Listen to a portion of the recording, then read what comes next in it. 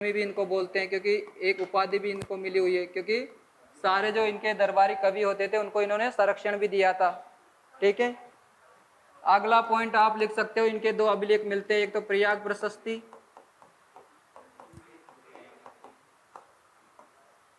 और एरण, क्योंकि इसमें दोनों में ही हमें समुद्रगुप्त के बारे में जानकारी मिलती है। एरण में क्या जानकारी मिलती है समुद्रगुप्त के बारे में?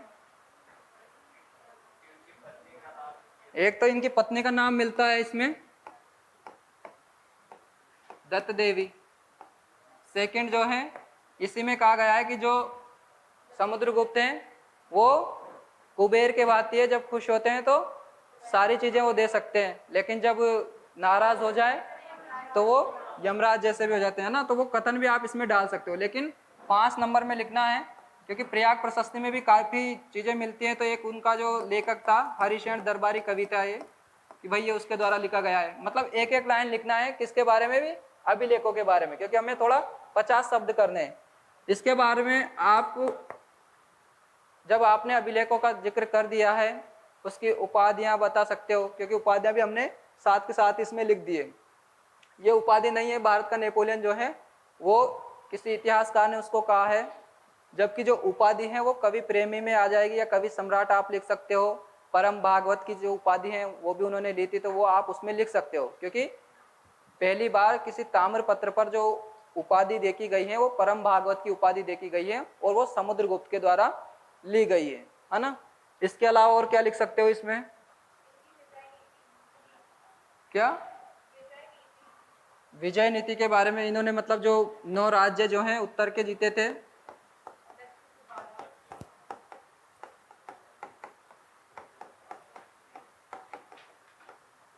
उत्तर के राज्यों पे विजय की, और 12 जो राज्य हैं वो दक्षिण भारत के जो हैं।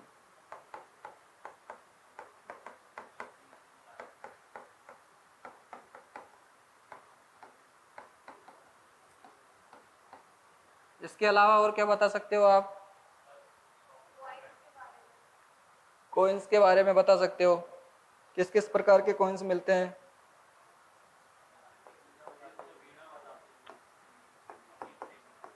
वीणा बजाने वाले, वीणा बजाते हुए क्या बताया है, समुद्रगुप्त की आकृति उसमें दिखाई गई है ना। तो एक तो वीणा प्रकार के इनके सिक्के थे, धनुर्धारी थे, और शकों को विजय में कौन से दिखाए थे?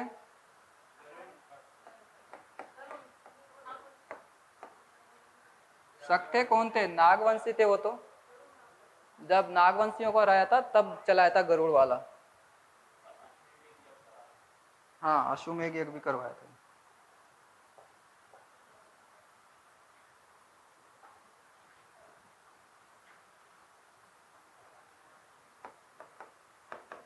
अब यहाँ पर आप जब भी लिखो तो सिक्कों को एक तरह से लिख भी सकते हो,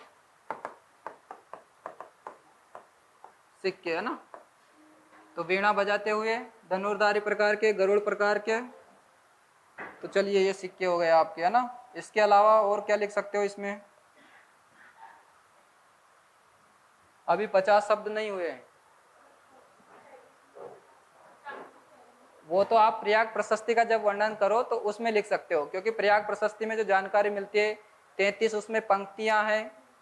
ठीक है, ब्राह्मी उसकी भाषा है, संस्कृत उसकी संस्कृत भाषा है, ब्राह्मी लिपि है ना, दोनों ही याद रखना है। तो आप किसी चीज का वर्णन करो तो उसको फिर अलग से लिख सकते हो, लेकिन अभी हम समुद्रगुप्त की बात कर रहे हैं।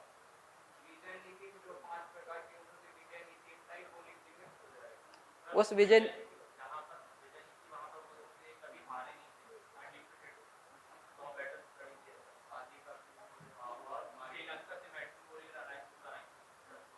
ये इतने अच्छे पॉइंट साबित नहीं हो सकते हैं आपके लिए, है ना, क्योंकि हो सकता है वो सामने वाले को पता हो या नहीं हो, कुछ और अच्छे वाले डालिए,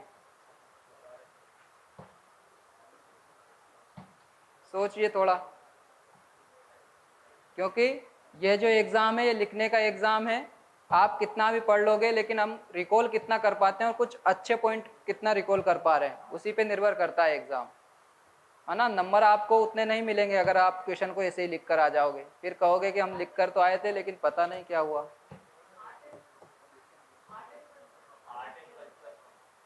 art and culture, art and culture में क्या किया था इन्होंने, सिक्कों का हमने लिख ही दिया है। प्रयाग प्रशस्ति वाला हमने अभिलेख के बारे में, एरण के अभिलेख के बारे में हमने लिख ही दिया, देख ही लिया है। और क्या करवाया था?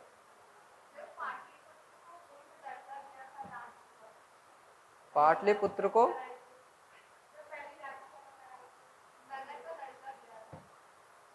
पाटलिपुत्र तो देखिए शुरू से ही एक बहुत अच्छा मतलब अगर आप प्राचीन भारत की करोगे बात तो आपको पाटलिपुत्र जो है वो बिल्कुल एक केंद्र आपको नजर आएगा, क्योंकि सारी जो घटनाएं घट रही होती है वो मगध के एरिया में या पाटलिपुत्र जो है वहीं घटी हुई होती है।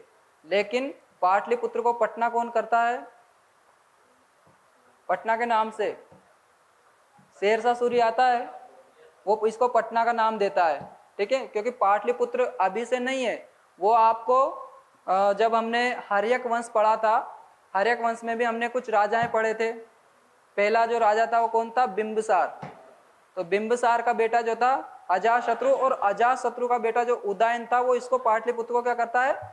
इस्टेब्लिश करता है, बसाता है।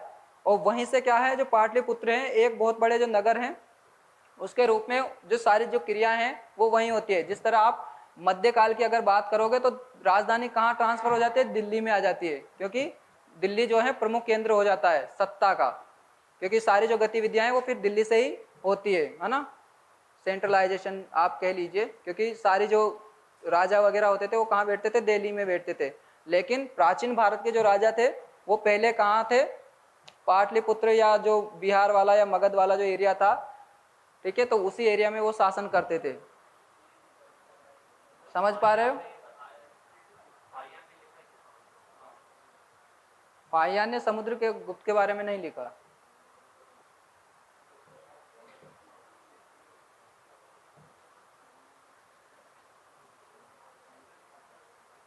पीडीएफ डाल दी गई थी ना, पीडीएफ डाल दी गई थी। ऐसा तो कोई अभ्यर्थी नहीं जिसके पास पीडीएफ ना पहुंची हो,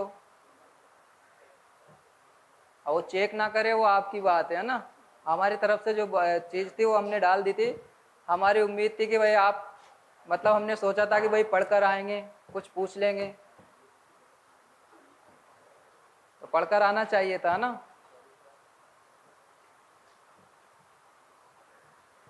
तो आप उनकी जो विजय है, उन्होंने कहाँ कौन कौन से राज्य उनके विजय किए हैं, उनके आप नाम भी इसमें लिख सकते हो, है ना।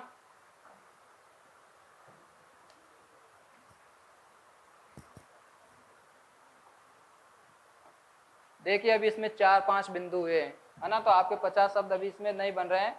फिर भी अगर आपको कोई चीज़ नहीं आती है तो फिर उसके बाद में जो है आप इनकी जो पत्नी के बारे में हमने उल्लेख किया है, दत्त देवी, है ना। फिर इनके जो पुत्र वगैरह आएंगे या जो उत्तराधिकारी आएंगे आप उनके बारे में वर्णन कर सकते हो। जब आपको नहीं आ रहे हैं तब की बता रहा हूँ, लेकिन उसमें क्या है, फिर आपकी जो क्वालिटी है आंसर की वो थोड़ी कम हो जाएगी, है ना। तो थोड़े जो आंसर के जो लिखो तो उस समय आपको ये कुछ चीज़ें हैं वो आपको याद रखनी है। किनकी? समुद्रगुप्त की बुक?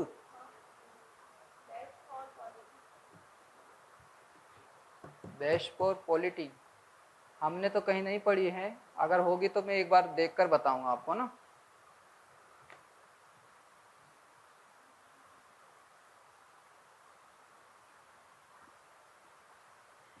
और बताएं भाई, नहीं आ रहा याद?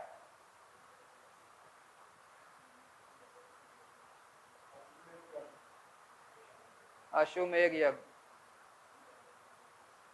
लिख सकते हो आप, है ना।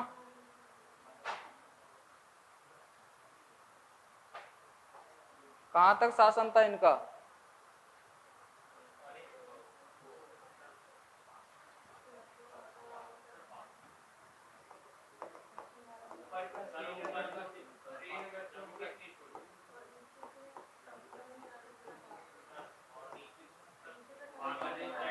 अगर हम बात करें हिमालय से विंध्याचल उत्तर में, है ना, उत्तर में हिमालय से विंध्याचल तक, और अगर हम बात करें पूर्व से पश्चिम की या पश्चिम से पूर्व की, तो पश्चिम में गुजरात से लेकर बंगाल तक जो क्षेत्र था वो इनके अधीन आता था ना। तो लगभग आपके जो हैं 50 बिंदु जो हैं यहाँ तक हो जाते हैं। और उसमें भी फिर बाद में आप इन कंक्लूजन जो डालो तो उसमें भी आप बता सकते हो कि भाई समुद्रगुप्त की जो उस समय जो शक्ति थी वो काफ़ी अधिक थी, तो इस वजह से जो है दूसरे जो राजा थे वो क्या करते थे, इन पर ज़्यादा मतलब इनको टैक्स जो है वो समय पे दे देते थे, या इनकी जो व्यवस्था थी प्रशासनिक व्यवस्था उसका आप उल्लेख कर सकते हो, है ना, कि भाई इनका जो राज्य होता था तो उसमें ये क्या करते थे, उसको मिलाने के बाद में भी ये वापस कर देते थे। तो कुछ मतलब आपको ऐसा डालना है कि भाई उससे थोड़ा अच्छा लगे, है ना। फिर आपको जो प्रयाग प्रशस्ति अभिलेख और एरण अभिलेख उसको थोड़ा डिटेल कर देना है, ताकि उसमें क्या क्या दिया हुआ है क्या क्या नहीं दिया है, तो आपका जो है वो आंसर का जो शब्द सीमा है वो बढ़ जाएगी। ठीक है, उसने और भी कार्य किए हैं, उसकी जो और उपाधियां हैं उनको भी आप इसमें शामिल कर सकते हो, क्योंकि आपको 150 जो वर्ड हैं वो करने होते हैं। थोड़ा बहुत आप मैप इसमें सहारा ले सकते हो कि भाई इसमें जो शासन है उस शासन का जो मैप है थोड़ा बहुत बना दीजिए, भाई इसकी सीमा कहाँ तक फैली हुई है, गंगा यमुना या फिर हिमालय को थोड़ा दर्शा दीजिए, इधर आप विंध्याचल पर्वत बना दीजिए, है ना। तो उसमें जो है आपका कुछ शब्द भी हो जाएंगे, कुछ आपका फिगर भी हो जाएगा। तो उससे क्या है, आपका जो 150 शब्द लिखने की जो क्षमता है उसको भी आप थोड़ा शब्दों को कम कर दोगे और मैप दर्शा दोगे तो वो पूरी हो जाएगी ना। समुद्रगुप्त के बाद में कौन आते हैं?